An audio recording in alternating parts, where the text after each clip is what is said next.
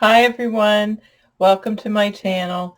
My name is Sherry, and yes, I've been accused of being called the curtain police, being a card-carrying member. But to be fair, it's because I made the curtains or I did a job for someone and I later see them and realize the customer didn't tell me all the details I need to know. So today, if that's something you do, whether you make window treatments for yourself or for someone else, there are certain things that you probably should know about making window treatments. So the very first thing that you need to know, like not really big, crooked. Anyway, the very first most important thing is measurements. Customers will not measure their windows the way you think they are going to. So measurement is key. So you need to measure the width of your window and you need to measure the length. You also need to measure the molding of your window because the rod is generally put here. So I'll use a different colored chalk. So you also have to know this measurement and this measurement all the way from the top. Measure everything because people change their minds. Because normally a rod is put here in that area, just level with your molding on the wall where the mounts are usually at. Because people don't like to put holes in their molding. So in order for you to figure out how much fabric you need to know the measurement of your window.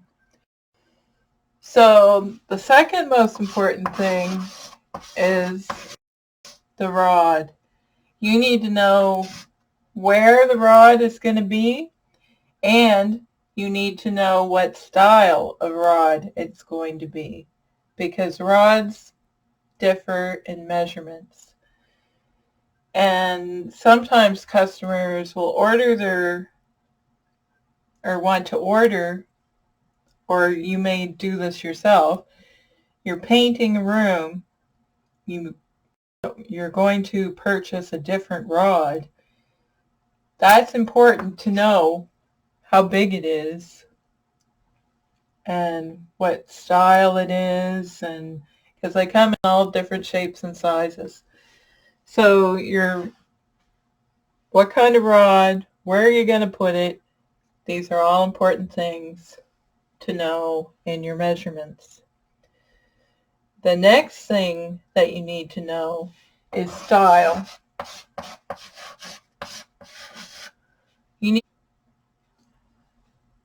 Style is very important to know how much fabric to buy. So the style of the window treatment is another important thing to know, obviously. So valances. The key rule on valances are they're 15 inches long. So valances are usually no longer than 15 inches. These are just basics that I'm telling you, and you can go from there when you're making the thing that you want to make. Obviously, if you have a little tiny window that's like this big, you're not going to make a 15-inch valance. You're going to make it the width of the window. So normally valances are 15 inches long. That would include the rod pocket and the header. It's just a rule that I learned when I was working for a home decor company. I don't think it's written in stone, but it's somewhere to go from. If it is a valance that is, which is one of the simplest things to make, it has to be double, 2 times width of your window. If you want it to be those, I call them just regular valance, but it's gathered. They are always 2 times the width of your window. So that is usually how window treatments are measured, by widths of fabric. So, and then you have the style. These are the most 2 common styles. A tab top, and you can make those in, they usually call them rod pocket panels, which would be double the width of your window, or tab tops are a third. It's your width plus a third of your window. That would include the ones with the grommets. Those are a popular style right now, and that includes panels or a valance. It doesn't matter. So, and another thing you need to know, if you're making the tab tops that look like that, they have the tabs on them. You don't want to see the sun through there, which brings me to the next tip, is you need to know the purpose that the window treatment is going to create. Is it just decorative? Is it to block the sun? Is it to block draft? Is it to help somebody sleep who works at night? You need to know the purpose of why. Is it just for decoration? So you need to know that, because then you have to have lining. So, and plus you don't want the sun coming through the top of the tab top and have the tabs way down here. You want it to be within the range of the molding.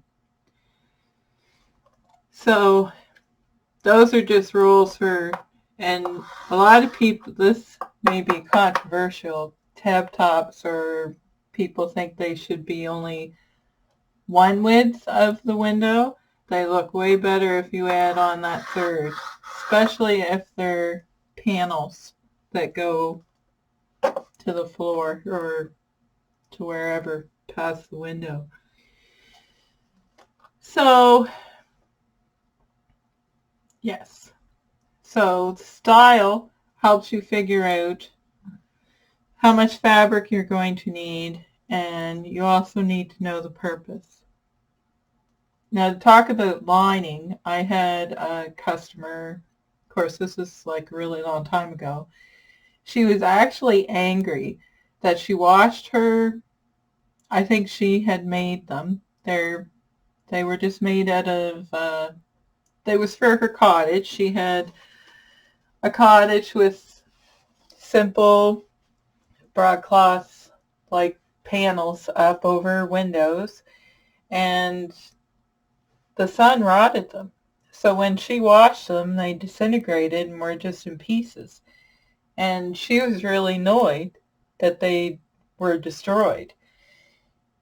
But she didn't have them lined, and that will make your panels last longer, or your valance, or whatever it is that you're making.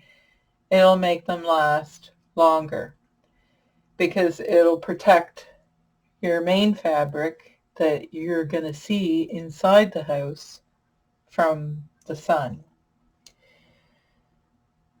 So, and curtain lining is actually not really that expensive, and it looks really thin and flimsy, but it does have a it's treated, and it does help from sun rot from your fabric from fading in the sun. Then you can also get into blackout linings, and they're expensive because they have a rubberized coating on them to help keep the sun out. So purpose is another important thing to know. And the last thing that I'm going to tell you, which is just a little tip, is,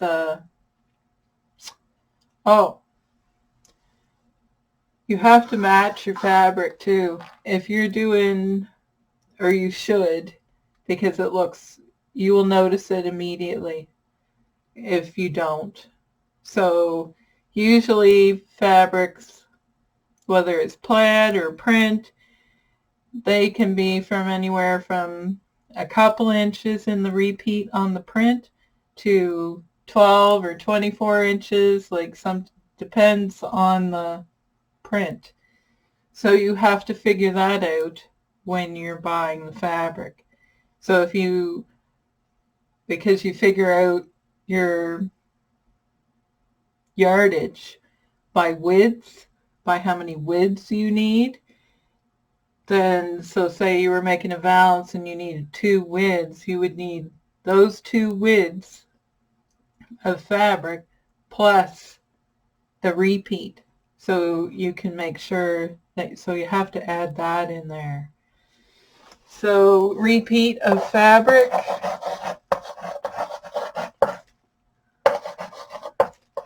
is important as well. And it's good to tell the customer that too, because they're going to pick the fabric, or you are, and it's good to keep that in mind. Like some things like gingham, you still have to match that, but it's easier to match because it's repeated more often. And then last thing that I'm going to talk about is hems.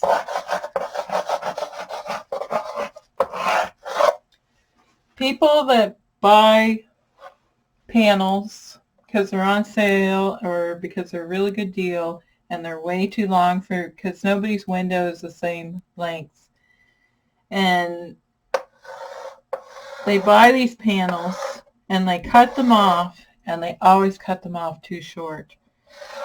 You need, well, I guess I shouldn't say that because I don't really know, but anybody that I know that does this, they cut them off way too short, and you need to have a large hem in your drape or your panel, or doesn't matter. I don't go anything less than 5 inches for a hem. It actually should be more than that. It helps your panel hang better, and it adds weight, so it'll hang straight. So if you do buy those panels, you should put the same amount of hem that's in it when you bought it, because you're cutting it off anyway. Allow for hems. And that's important when you're buying your fabric as well, because you have to add in that amount. Now, if you're making shears, you need to double that. And I think professionals do it 3 times, but it has to be at least twice, because fabric is so thin and you can see through it. It'll be impossible to get it straight if you just do it once. I know that doesn't make sense, but it'll look awful. You have to do it at least twice to get the weight that you need in the hem. And yes, you can add curtain weights, but that only helps on the side. It doesn't help all the way along the bottom. So I think those are all the tips I'm going to give you for today. I hope you enjoyed that, and I will talk to you again. Take care. Bye.